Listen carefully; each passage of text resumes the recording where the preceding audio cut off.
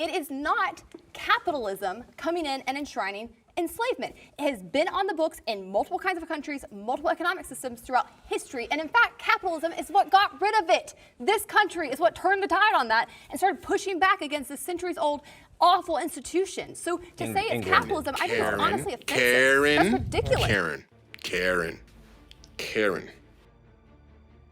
Franklin and Armfield were capitalists. What the fuck? Yo, I know it's been a minute, a minute since I dropped anything, but I've been working on some big projects, one of which has both FD Signifier and Little Bill in it that's coming out next month. But for now, I need to keep y'all entertained, plus I need a little bread, so become a Patreon. So I had a few things I needed to get off my chest about this Jubilee video. It's capitalist versus communist, so let's get it. America would be a more powerful country under communism. I grew up in a white ring area. I grew up in Denver, Colorado, was born in Dallas, Texas. I'm the first American in my family. Everybody's from the Congo. If my family was able to come here, of course it would have some capitalist connections. So I grew up very much with the idea that everything I need is under capitalism. Individualism, freedom, all these things are under capitalism. But I'm black in America. So those contradictions really just create that friction where I'm like, this doesn't align with what I was told and what I'm actually seeing or actually feeling. So why did I come to communism? When I actually read it, when I went from Marx to Lenin to Mao to Deng to Fred Hampton, I started realizing like, oh, this is patriotism. What? This really said this is patriotism. Bro, do you know what patriotism is, my guy? You had me all the way until you said it's patriotism. It's not pro-American to be communist. Are you kidding me? Because America is the opposite of communism. It is a capitalist nation that is based off the exploitation of our peoples and many others. Patriotism was the religion created to keep America bolstered. Because they had no national religion, my guy, they had to create a whole new one. They had to make gods out of these former presidents and people who signed this constitution, but it really meant nothing because it was only there to uphold white male landowners. So there's nothing patriotic about communism, but there's also nothing good about patriotism. The problem. I would definitely argue that a lot of China's success is due to the introduction of free markets, but if we want to run with this idea that China's a socialist country, which is just fundamentally untrue, I could also just point to the fact that they're super low on the HDI. Their GDP per capita is like $12,000. The US GDP per capita is $70,000. So like I would say in terms of like economic success, we're definitely doing way better. So one thing I've always noticed about when people turn to the GDP, the GDP is based off how much capital is flowing through a nation, not how much is distributed to the people. With the HDI, what are the parameters under which they're judging that? A lot of us don't have medical care, can barely keep a roof over our heads, can barely feed ourselves, and people are super strung out on fentanyl, because there's not much hope under this capitalist dystopia that we live under. So when we compare that to supposedly communist nations, I don't think that actually measures out, because everybody I talked to was moved out of America into a communist nation and had way more of their needs met. But I know capitalists love to say that because they think America is the greatest thing, apparently. China before the revolution, yes, there were famines during the era of Mao. There were far more famines before Mao came to power and before China was able to industrialize and get to the point today where they're now one of the most powerful countries on earth. In the 1950s, the US was already industrialized. China had to do that. They were a semi-feudal country in extreme poverty. And in just 70 plus years, they've become this economic superpower. That is through central economic planning and yes, allowing some of those private markets in. That's by undercutting the U.S. on labor because they don't actually have to pay people very much. They don't have to pay them based on their values, so they can make people come over there and work far cheaper, have their companies there, and then we buy their products cheaper. We are propping up China's economy, and we've been really stupid with our own policies when it comes to that. And also, we are constantly hamstringing ourselves because our government keeps regulating our economy more, getting more involved, tying its hands, so that they are outpacing us, plus all the money we're spending on war, instead of actually letting people keep their taxes and invest in more things. So they are playing us right now. The U.S. has been really foolish, but it's not because communism works. See, that sounds like that's the flaw that capitalism has, right? You say you're pro-capitalist, but I'm gonna point this out. In a capitalist society, it behooves a corporation to look for cheaper goods and cheaper labor wherever they can find it. So exporting that labor, exporting those jobs that generally people in America don't want to other nations to get it filled is inherently part of capitalism.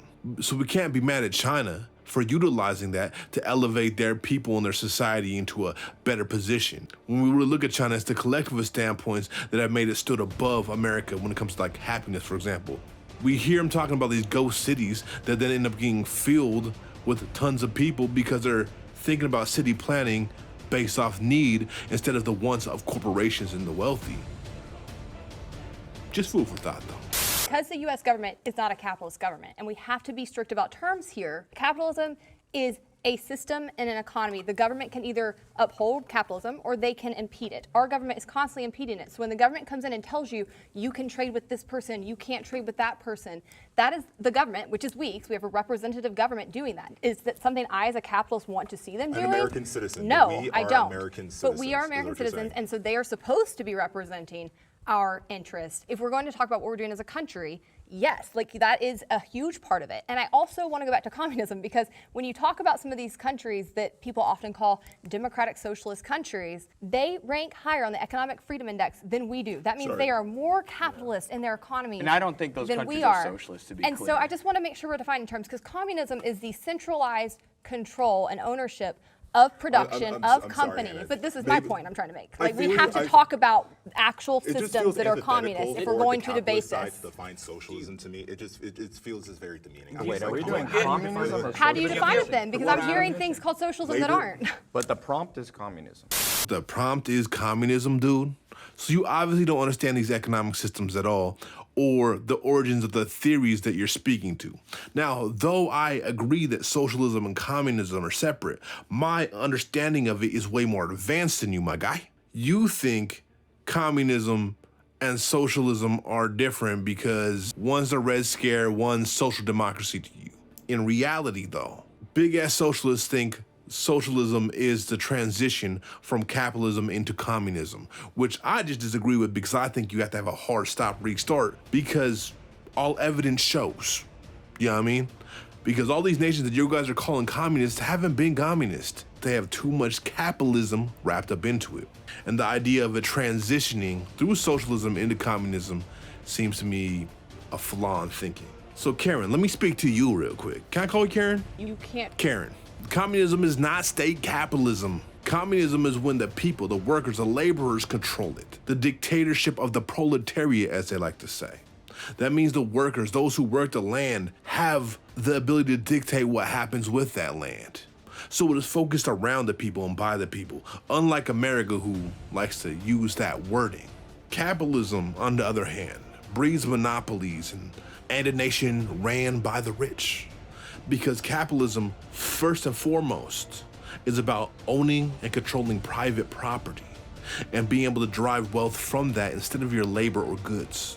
So you'll be able to use others' labor to be able to create goods that you can sell because you own the property that the goods are then created on or farmed on or mined on. But hey, I don't think you understand your own philosophy very good. Just to be a buck. I guess, like, in terms of communism and capitalism, both are ideal states that don't fully work by themselves. But I do think capitalism is more pessimistic versus communism more optimistic. In an ideal state, if everyone actually worked hard and they wanted to contribute to a society to make it better, I think communism would work. Everybody cares. I think you guys are well-intentioned. Well, you could teach them, though. Ooh, you bugging. I thought you supposed to be on the outside. God damn. I'm talking about you a communist. But here's the thing. Look, it isn't about idealistically. It's not unrealistic to think about communism. The idea of people not pulling their weight is bogus. There's no such thing as, for example, lazy people. People would be neurodivergent, will have health issues, things that you might not see or understand, and that is what affects them. Communism will function to work for the people because majority of people will want to labor for those who are able-bodied, and that will make a surplus. That surplus will go to be able to sustain the people who cannot labor. That's why it says from each according to ability to each according to need. That's what communism is for, family. Giving people government aid makes them lazy.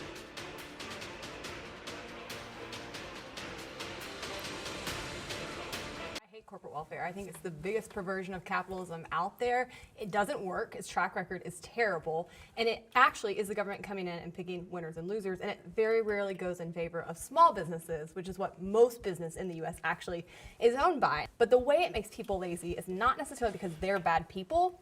It's because you have fiscal cliffs. You get this amount of welfare if you make under $24,000 a year. You make $25,000 a year, your benefits drop off. So it actually disincentivizes people from moving up, working harder, taking on more jobs. And it's a terrible structure. Again, boo, I just told you, Karen, there ain't no such thing as lazy people.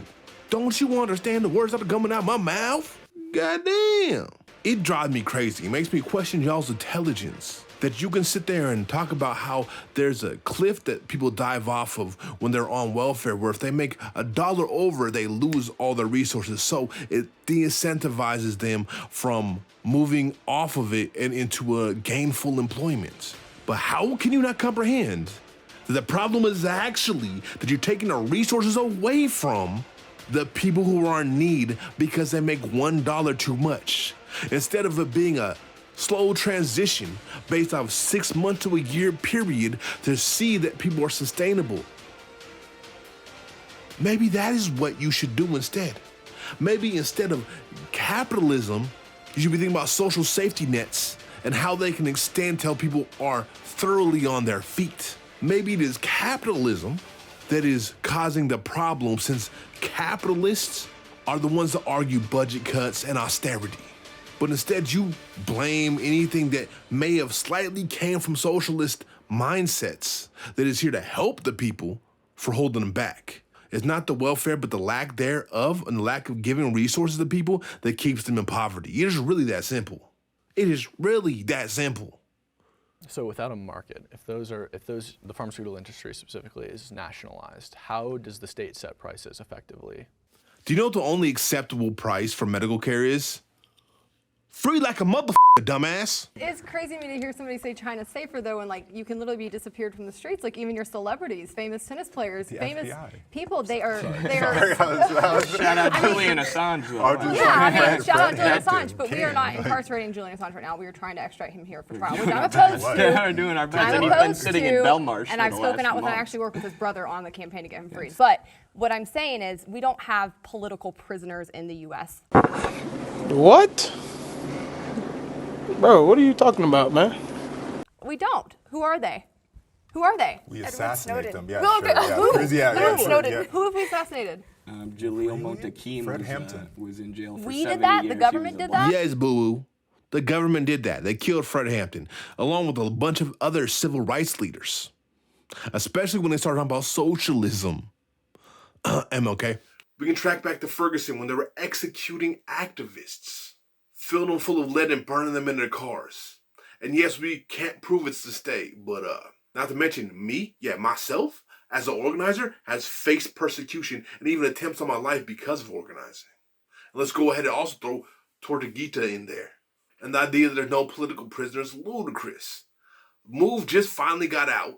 Mia's still up in there. But did we forget about Peltier? And the list goes on and on. We're political prisoners all over the place. Asada's over in Cuba to be safe because she's still on America's Most Wanted list. Are you kidding me, boo-boo? Political prisoners are left and right, man. There's such a long list of political prisoners in America. It's wild. But we don't talk about that, right? Because it'll ruin your fiction about capitalism. It'll ruin your fiction about America. So far beyond that. We should have a defense. It should only be a government entity. You shouldn't have private companies coming in and profiting off of it. And it should be on guard to protect us if there's an existential threat, not waging war against other countries, not getting involved in all this interventionism we've been doing since Vietnam. Completely opposed to that. But to sit here and say that that's capitalism, that's the government actually attacking capitalism. That's coming in and perverting our economic system, using our own tax dollars against us to do it. Karen, God, you're giving me a migraine, boo-boo. A literal migraine. I got a headache now. You're talking so much nonsense, it's ridiculous. You talked about Vietnam, and Vietnam not being a capitalist or pro-capitalist war. Why the hell do you think we were over there? To steal their precious metals. All the wars and the conflicts that we have been to further capitalism, to get more resources for these corporations and capitalists to make money off of, to control more land. Because remember what I said? The capitalism is based fundamentally off the controlling of land, of the idea of private property or private land that they can then utilize to gain resources. Well, they do that. They get that land by genocide and war, boo-boo. If you didn't have that arm of the state to go out and reach out and take those resources, you wouldn't have any of the goods you're used to or comfortable with. This mic, the TV, the computer, the fucking cell phone I'm recording myself on because I'm too poor to have actual camera. But now that I mentioned that I'm broke, y'all should become a Patreon. Even if it's only $2, it really helps go a long ways. The more you put into this content, the more I can give y'all. You know, because the next step is to get it down where I'm only consulting, working on music and YouTube, and throwing that door dashing out the window. But I can't do that until I get more support. If you don't got the funds, that's all good too. You know what you can do? You can leave a comment, and share this video. Women are more empowered in a communist society. Well, I would definitely say yes. Let's say when you take away the pressure of capital off the backs of all the people, men and women alike, both benefit. It also takes away things like the leverage some men have over women by being able to control resources. But I'm gonna let this beautiful being say it, because they can say it better than me. Let's say the US had 1 billion people. How would you do to limit population? This is a prime example, right? How would they do it? I don't think they'll do it any differently than one-child policy. Like, let's be realistic. If you gave the US 1 million people, what are they gonna do? They'd probably just let them starve. Oh, yeah, but in China, they're like, we gotta ration goods yeah. to make sure we feed everyone. Yeah. Circumstances were slightly different. They had to make choices, might not have been the best choices, but if given the same circumstance in the US, maybe they would have done something similar. Communism in China was truly communism in the beginning. So let's look at the beginning. So my mom was really young during that time, but at least she saw what women were empowered to do. At the time, yes, they took all resources and pulled it together and divided it equally, but women were truly equal in the beginning of China and Cultural Revolution. Women had the same rights as men, they did the same jobs as men, because more labor, the better, right? So everyone had the same roles, same jobs, and there was true equality until socialism and capitalism got introduced. That part. Only the rich benefit from capitalism.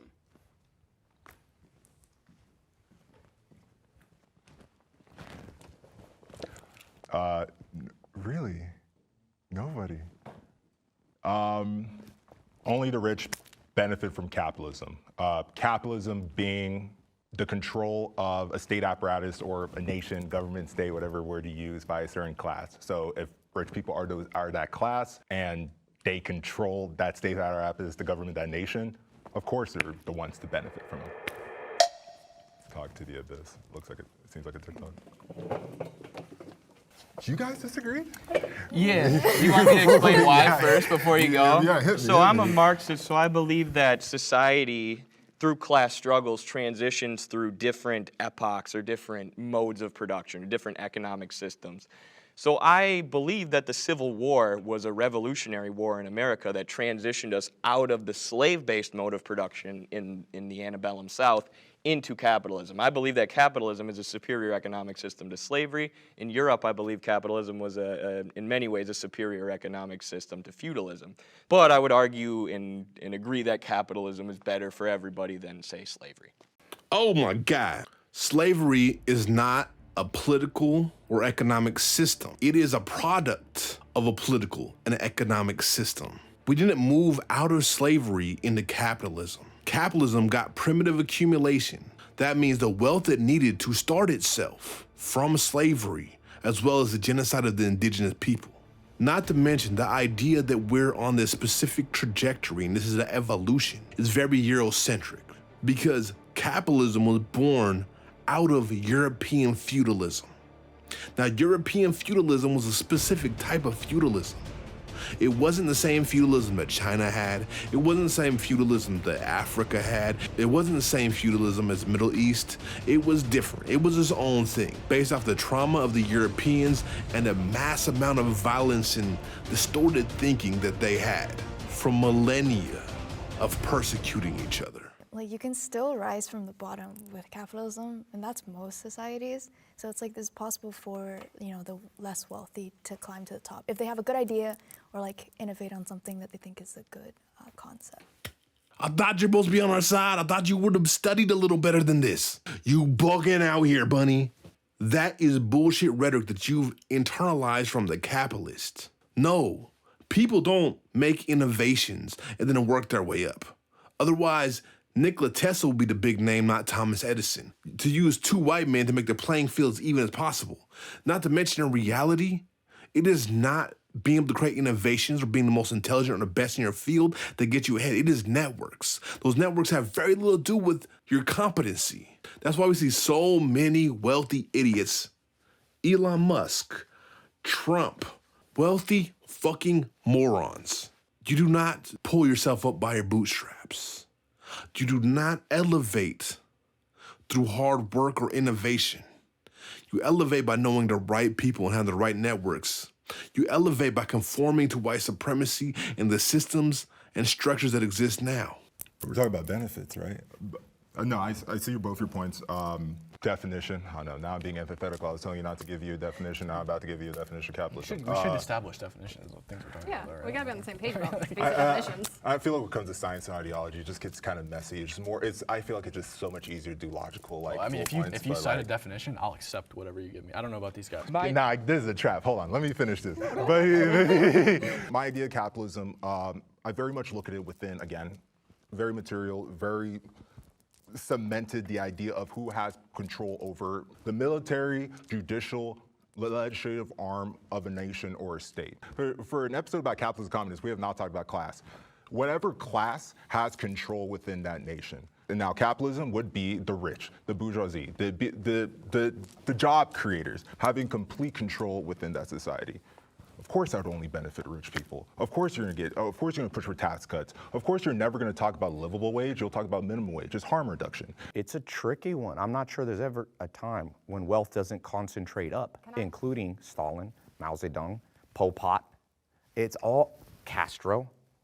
You don't think Castro was a rich man who was benefited from the Cuban system? Didn't he have almost $1 billion when he Yeah, died? but I want to interject real fast because unlike Cam, I won't just accept definitions. So when we talk about capitalism, that's fine, that's your definition. But for most people, when we say capitalism, what we mean is the free exchange and selling and buying of goods, right? And the more you have of that, the more freedom you have in those decisions, the less the government's involved in that, the more capitalism you have. And as we have seen capitalism expand across the world over the past 30, 40, 50 years, we have seen an 80% reduction in world poverty since 1990 alone. It was cut in half between 1990 and 2010. That's miraculous. We have also seen a 40% reduction in child labor.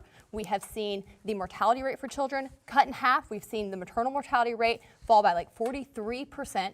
We work fewer hours. It blows my mind that somebody could say only the rich benefit from capitalism. You do realize that capitalism, especially American capitalism, bringing back child labor. You do realize it was the capitalists, the original capitalists, the ones you idealized pre-Vietnam, pre-World War II, that fought to keep child labor, right? And it was the anarchists and communists, socialists and unionists that fought against them to be able to fight against child labor, that fought for the 8-hour workday, that fought for better working conditions. You do realize that it was the capitalists that had women painting their lips and makeup with radioactive materials, right? These are the capitalists. Capitalism is not something that brings human rights. It degrades them over and over again. If you judge by the actual capitalist nations, judge a tree by the fruit it bears. Why do communist countries always have to depend on capitalist countries to succeed? Anytime they don't, it's because there was an embargo or they weren't giving them money. I don't hear us saying that about North Korea. The Congo is capitalist. The Congo is one of the poorest countries in the world. The Congo, though, is mineral rich. So much cobalt. Every single one of your folds needs cobalt to work. That is your real life vibranium. Capitalism has not helped the Congo. The disorder within the country benefits the capitalists at home. And When that's you the say they're democracy. capitalists, what do you mean that the Congo is capitalist? China is not America. There are clear differences agree in with what that. America does in the Congo versus what China does. America comes in, they set up military bases. Unmarked airplanes will come into the Congo with multitudes of American military and multiple corporations. You know what China does? They come in with intellectuals, with a document signing. Would you guys like to do this trade deal? If you do this, we'll build a mining facility that the state can run and that will benefit your taxes. And you know what the Congo will say? They'll say no. And you know what China will do? They make a new deal. You know what happens when you say no to America? And how does that capitalism And the fall? law. Again, that has nothing to do with capitalism's very fault. long time. So the Congo's going through a genocide for you to get the resources to be able to get your electric cars. Let me be very clear about this. And to say that it's not capitalism's fault, Well, you're idealizing the products that come from capitalism. It's straight ludicrous, Karen. Do you hear what's coming out of your mouth? How does this make sense to you? How are you not seeing how delusional y'all are? No, not y'all as in women. Y'all as capitalists, dummy. There's no perfect economic model. There's no disagreeer there. I mean, sorry to start already, one of the main misconceptions about communists is that we want to establish a utopia. One of the foundational communist texts is Friedrich Engels' Socialism, Utopian and Scientific, where he criticizes these utopian socialists who are saying, overnight, we're going to create this perfect society. He says it's not possible. You can only build a better society out of the one you currently have. So we have to take what we currently have as far as a socioeconomic structure and figure out how we can build something better out of that. But it's never going to be utopian. There's always going to be problems. There's always going to be corruption that needs to be combated. We just want to build a system that's more rational and based on fulfilling human needs and human flourishing rather than simply profit. Oh my God, bro. So the idea that you can only build a communist nation or a socialist nation out of the ruins of a capitalist one is based off Eurocentrism, which Engels and Marx are both guilty of.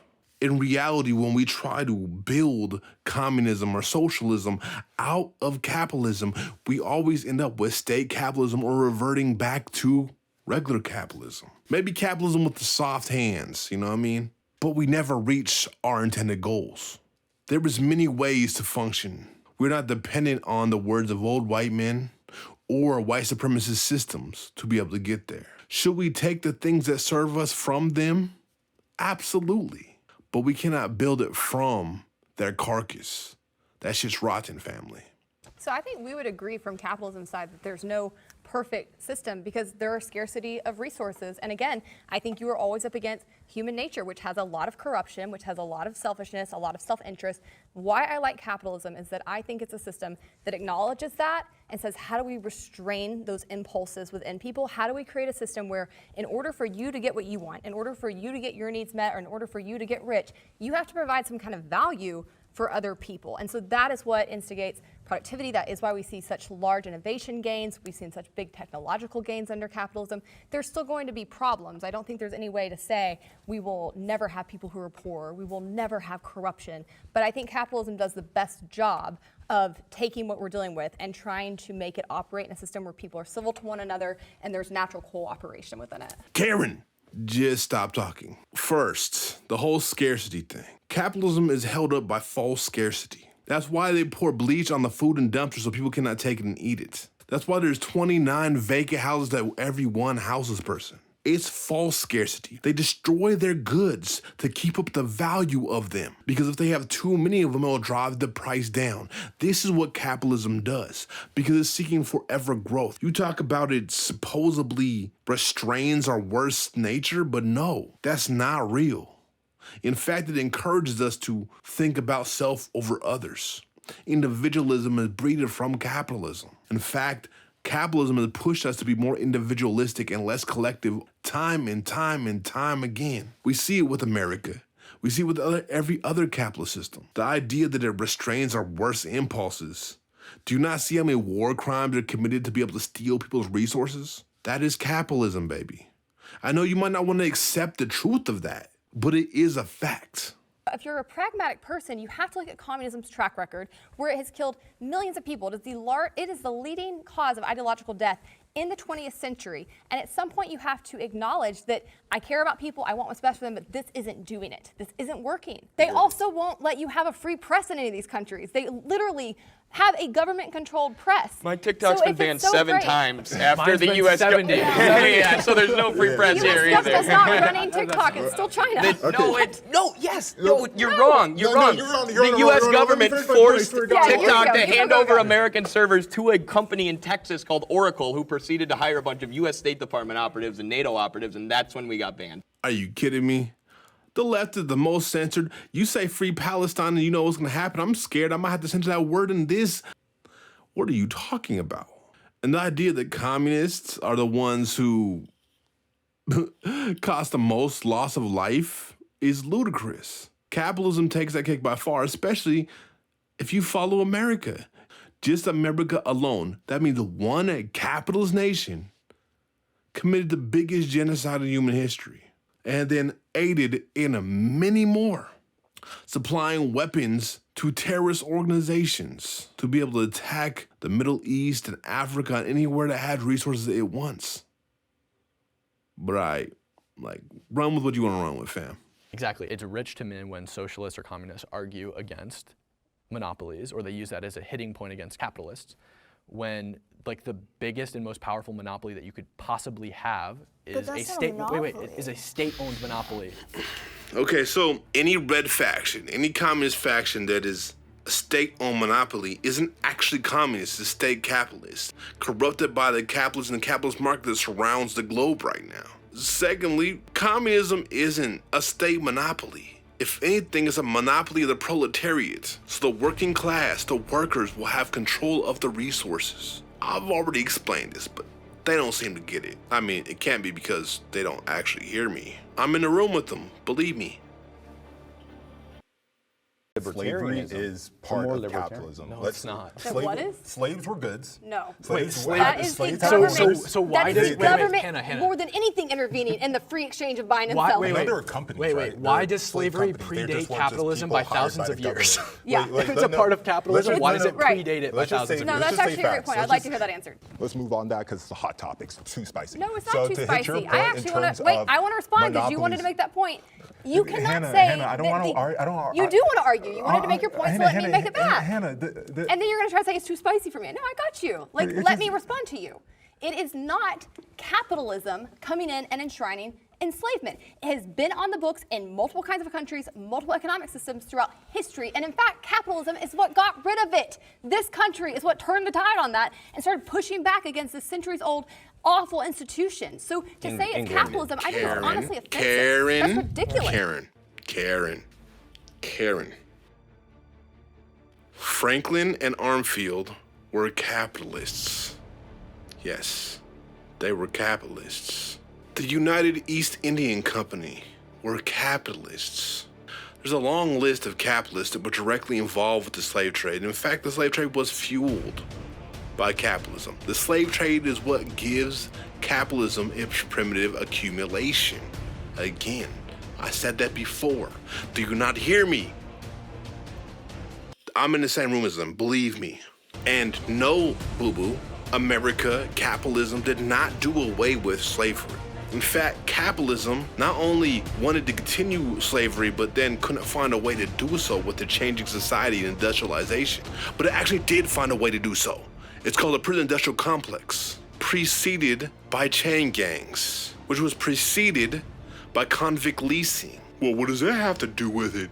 They freed the slaves. Guess what? Vagrancy was one of the examples of what get you incarcerated and put into convict leasing.